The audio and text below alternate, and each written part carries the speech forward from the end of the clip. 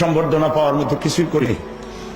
আমি শুধু এতটুকু মনে করি যে কিয়ামতের দিন আল্লাহ তাআলা যদি বলেন তোকে মাফ করে দিলাম, এটাই সব থেকে বড় পাওনা হবে। এর থেকে বড় পাওনার কিছুই আশা করি না।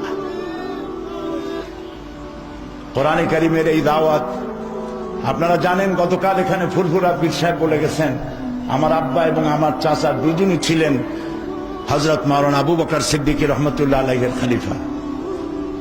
আমার ময়দান ছিল খুব ফুলে ভরা, কুসুমাস্তীর্ণ। সেই কুসুমাস্তীর্ণ পথ থেকে উত্তপ্ত মরুভূমির উপরে, বালুর উপরে জেল জরিমানার ঝুঁকি নিয়ে এই রাস্তায় আসার তৌফিক দিয়েছেন আল্লাহ রাব্বুল আলামিন তাফহিমুল কোরআনের কারণে। আজকে বলতে আমার দ্বিধা নাই, কোরআনের তাফসীর করতে গিয়ে আমার কোনো কৃতিত্ব নাই। এর সমস্ত কৃতিত্ব আল্লাহ পাকের এবং তারপরে তাফহিমুল কোরআনের। তাফহিমুল কোরআন আমি বুঝেছি, আমার চিন্তার দিগন্তকে উন্মোচিত করেছে তাফহিমুল কোরআন, আমাকে উত্তপ্ত ময়দানে নিয়ে এসেছে তাফহিমুল কোরআন। কারণ আমি যে রাস্তায় কাজ করি এটা সম্বর্ধনা পাওয়ার মতো না, এটি একটি বিচিত্র ঘটনা।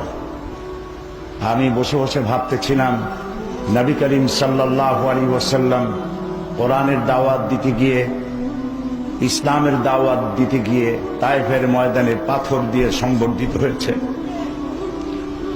হযরতে হামজা রাদিয়াল্লাহু তাআলা আনহু, তার কলেজা, তার বুক ফেড়ে তার কলেজা বের করে চিবানো হয়েছে। সাহাবায়ে কেরাম, আম্বিয়া আলাইহিমুস সালাম এ কোরআনের দাওয়াত দিতে গিয়ে কাউকে করাত দিয়ে চেরা হয়েছে, কাউকে হত্যা করা হয়েছে। যুগে যুগে এ দাওয়াত দিতে যারাই এসেছেন তারাই বিপদের সম্মুখীন হয়েছেন। আমার মনে পড়ল ব্রিটিশ খেদাও আন্দোলন এবং ইসলাম প্রতিষ্ঠা করো, ব্রিটিশের গোলামি থেকে বাঁচো। যাদেরকে গ্রেফতার করা হলো সেই গ্রেফতারকৃতদের মধ্যে ছিলেন মাওলানা জাফর থানেশ্বরী। আদালতে বিচার হলো, আত্মপক্ষ সমর্থনের জন্য তিনি কোনো সুযোগ পেলেন না। বিচারের রায় হলো তাকে আন্দামান দ্বীপপুঞ্জে কালাপানিতে পাঠায় দেওয়া হবে যাবজ্জীবন। পায়ে শেকল পরানো মাওলানা জাফর থানেশ্বরী মহাদেশের একজন অন্যতম শ্রেষ্ঠ আলেম। ডাকাতদের পায়ে যে বেড়ি লাগায় সেই বেড়ি পরানো, গলায় শিকল লাগানো, হাতে হ্যান্ডকাফ করা, শিকল দিয়ে বেঁধে গরু যেমন টেনে নিয়ে যায় গলায় শিকল লাগায় টেনে নিয়ে যাওয়া হচ্ছে।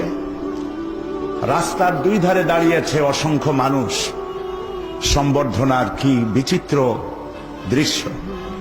কেউ সাহস করে কাঁদতেও পারছে না, অশ্রু সজল নেত্রে দুদিকে মানুষ দাঁড়ানো।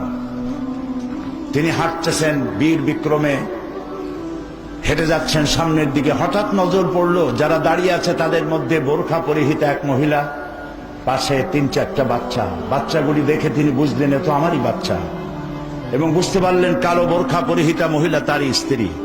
কাছে গিয়ে থমকে দাঁড়ালেন। স্ত্রী জিজ্ঞেস করলেন, আপনার তো যাবজ্জীবন হয়েছে, আমাকে কি বলে যান? জাফর থানেশ্বরী বললেন, আমি তোমাকে সেই কথাই বলে যাব ইব্রাহিম আলাইহিস সালাম হাজেরা এবং ইসমাইলকে যে কথা বলে মরুভূমিতে রেখে গেছিলেন, সেই কথাই আমি আজকে বলে গেলাম, তোমাকে আল্লাহর হাতে আমি সুপর্দ করে গেলাম।